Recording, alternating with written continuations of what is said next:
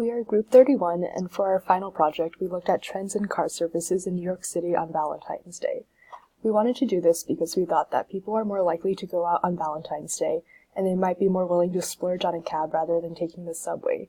So we looked at traffic and congestion, some popular neighborhoods and destinations, as well as an estimated fare for taxis.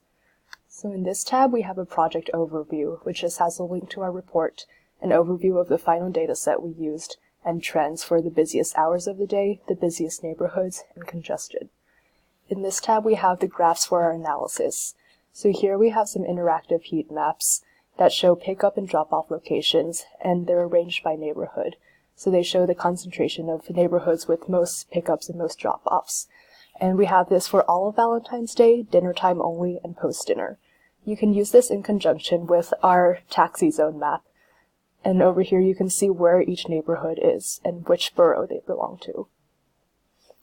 We also have some time distribution graphs, which just show what the busiest hours of the day were.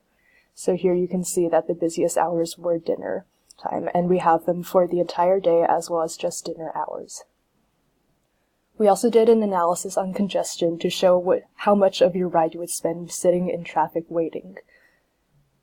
And finally, we have a fare analysis, which was used to build a model, and that model was used for our predictor, which is hosted on Shiny. So this tab has our fare predictor, and you can select a pickup neighborhood and a drop-off neighborhood, as well as the current time window that you want to use for the prediction.